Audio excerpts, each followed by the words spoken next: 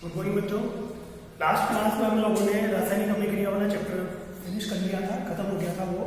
ठीक है, तो आपने घर पे उसके नोट्स बना लिए होंगे, और अगर नोट्स नहीं बनाए हैं तो आप उनके नोट्स बना लेना।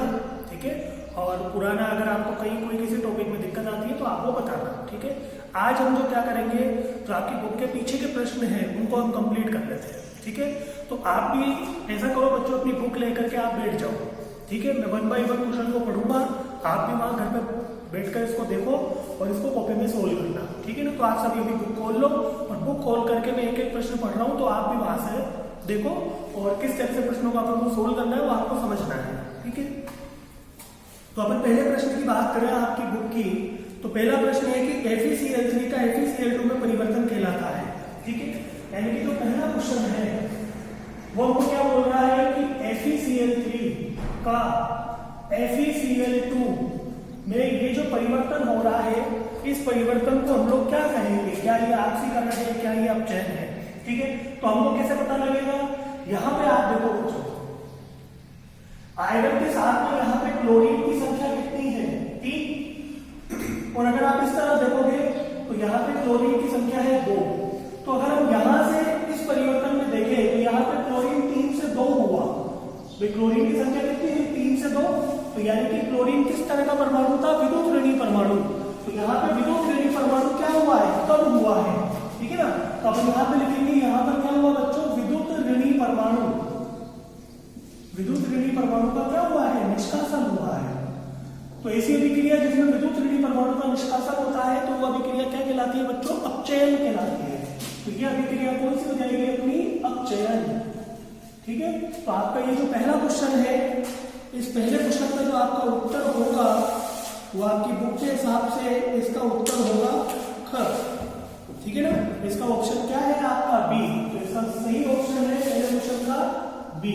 ठीक है, अच्छे से आप समझ लो, देख लो। अब हम बात करते हैं नेक्स्ट क्वेश्चन सेकंड की। तो सेकंड नंबर पे लिखा हुआ है बच्चों क्वेश्चन कि एक पदार्थ 2 छोटे सरल अणुओं में टूटता है तो अभिक्रिया होगी। मतलब एक पदार्थ है वो 2 छोटे सरल अणुओं में टूटा, तो इस प्रकार की अभिक्रिया क्या होगी बच्चों, अपघटनीय अभिक्रिया। ठीक है, तो ये आपका क्वेश्चन नंबर 2 का आंसर, जो करेक्ट आंसर होगा वो होगा बच्चों आपका ए। अभिक्रिया कौन सी आएगी आपकी, अपघटन।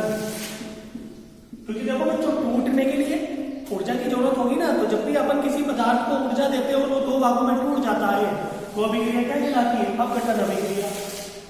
थर्ड नंबर पे अगर हम देखें जो क्वेश्चन दिया हुआ है कि इलेक्ट्रॉन त्यागने वाले पदार्थ क्या कहलाते हैं। कोई पदार्थ अगर बच्चों इलेक्ट्रॉन त्यागता है, ठीक है, इसको समझो जैसे मान लो कोई पदार्थ ए, इस ए ने क्या किया, इलेक्ट्रॉन को त्याग दिया। पहले यहाँ पे देखो ए ने क्या किया, इसके अंदर जो इलेक्ट्रॉन थे उनमें से एक इलेक्ट्रॉन को इसने निकाल दिया, अब इसके ऊपर क्या आ जाएगा, धनावेश आ जाएगा। ठीक है, तो अब इस ए को हम लोग क्या कहेंगे, यहाँ पे ये देखना है। ठीक है, तो पहली बात तो हमको ये पता होनी चाहिए कि इलेक्ट्रॉन त्यागने वाली अभिक्रिया क्या कहलाती है। इलेक्ट्रॉन त्यागने वाली अभिक्रिया कहलाती है बच्चों ऑक्सीकरण। ऑक्सीकरण यानी कि ए का क्या हुआ है यहाँ पे, ऑक्सीकरण। ये हमने किस वर्ड से समझा था, लियो से। लियो वर्ड में बताया था, loss of electron is oxidation. ठीक है, अब यहाँ पे ए का क्या हुआ है, ऑक्सीकरण। ए का क्या हुआ है, यहाँ पे ऑक्सीकरण हो रहा है। और जिस प्रकार जिस पदार्थ का ऑक्सीकरण होता है वह अपचायक की तरह कार्य करता है, तो यहाँ पे ए किसकी तरह कार्य करेगा, यह है अपचायक। इसको मैंने आपको किस वर्ड से समझाया था, ओनो वर्ड से। याद करो बच्चों कि जिसका ऑक्सीडेशन होगा वो क्या होगा आपका, आर से मतलब रिड्यूसिंग एजेंट। तो रिड्यूसिंग एजेंट का मतलब क्या होता है बच्चों, वो अपचायक होता है। ठीक है, तो यहाँ पे ए किसकी तरह कार्य करेगा, अपचायक की तरह। तो इसका सही आंसर जो है आपका तीसरे क्वेश्चन का वो है सी ऑप्शन। तो इसका आंसर क्या होगा आपका सी। ठीक है, क्वेश्चन नंबर 4 की हम लोग बात करते हैं। क्वेश्चन नंबर 4 में है कि दोनों दिशाओं में होने वाली अभिक्रिया, ऐसी अभिक्रिया जो दोनों दिशाओं में होती है, उस अभिक्रिया को हम लोग क्या बोलते हैं, क्या बोलते हैं बच्चों उस अभिक्रिया को, उस अभिक्रिया को बोलते हैं उत्क्रमणीय अभिक्रिया।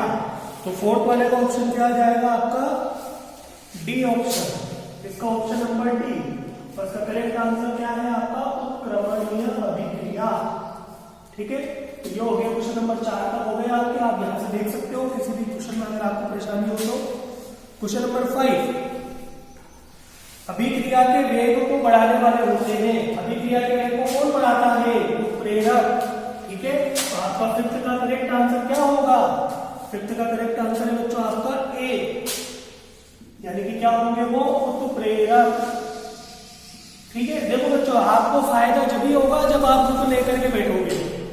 ठीक है, तो अपनी बुक लेकर के बैठो और एक एक क्वेश्चन को मेरे साथ में यहाँ करने की कोशिश करो तो आपको समझ में आएगा। ठीक है, हालांकि मुझे पूरा विश्वास है आपने सभी ने बुक खोल ली होगी, अगर अभी भी नहीं खोली है तो आप लोग खोल लो।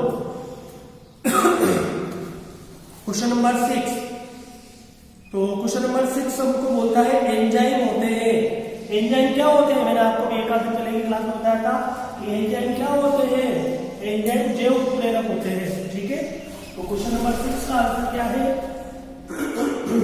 डी। इसका ऑप्शन नंबर क्या है बच्चों? डी। ये क्या होते हैं? जैव उत्प्रेरक।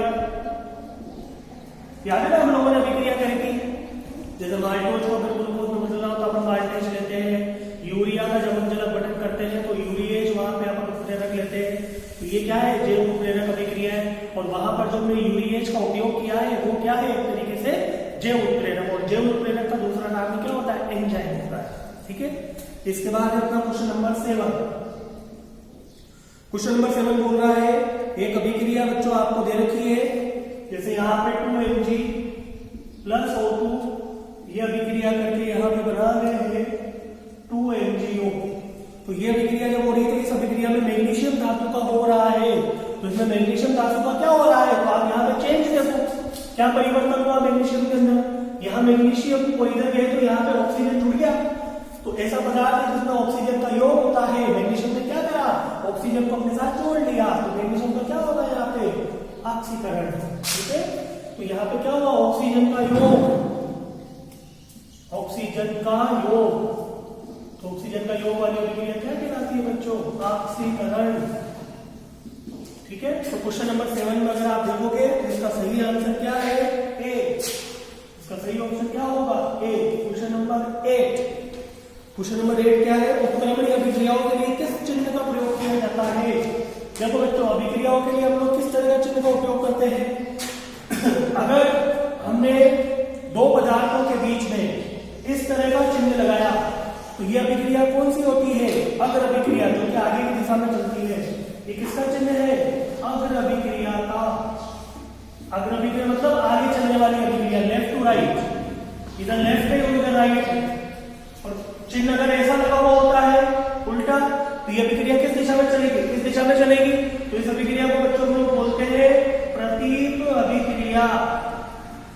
जो अभिक्रिया इस तरीके से होगी वो अभिक्रिया प्रतीप अभिक्रिया कहलाएगी। ठीक है, उसके बाद अगर मान लो इस तरह का चिन्ह लगा हुआ हो तो ये अभिक्रिया कैसी होती है बच्चों? उत्क्रमणीय अभिक्रिया। उत्क्रमणीय अभिक्रिया। ठीक है, तो ये किस प्रकार की अभिक्रिया का उदाहरण होगा? उत्क्रमणीय अभिक्रिया का। तो ऑप्शन नंबर क्या होगा इसके अंदर? डी। ठीक है, इसके बाद क्वेश्चन नंबर अपन 9 देखते हैं। क्वेश्चन नंबर 9 में क्या है? वो अभिक्रिया जो बनने वाले उत्प्रेरक से ही उत्प्रेरित हो जाती है कहलाती है। मतलब वह अभिक्रिया जिसके अंदर उत्पाद बनेगा और उत्पाद बनने से ही वो जो उत्पाद होगा उससे ही वो अभिक्रिया उत्प्रेरित होगी। तो इस प्रकार की अभिक्रिया क्या कहलाती है? स्वतः उत्प्रेरक। ये हम लोगों ने पढ़ा था ना, उस प्रकार की अभिक्रिया को हम लोग क्या कहेंगे? स्वतः उत्प्रेरक अभिक्रिया। अभिक्रिया होगी आपका ऑप्शन नंबर सी आएगा, और यहाँ पे आंसर आएगा आपका स्वतः उत्प्रेरित। मैंने इसके लिए आपको एक उदाहरण भी दिया था, जैसे CH3COO C2H5, यहाँ पे पानी के साथ में अभिक्रिया करेगा तो यहाँ पे क्या बनना था बच्चों? अपना एसिटिक अम्ल प्लस एथेनॉल। तो यहाँ पे यह अभिक्रिया किस प्रकार की अभिक्रिया का उदाहरण होगा? स्वतः उत्प्रेरित अभिक्रिया का। यहाँ पे उत्प्रेरक कौन है? ये क्या है आपका उत्प्रेरक। इस अभिक्रिया को होने के लिए हमको क्या चाहिए होता है?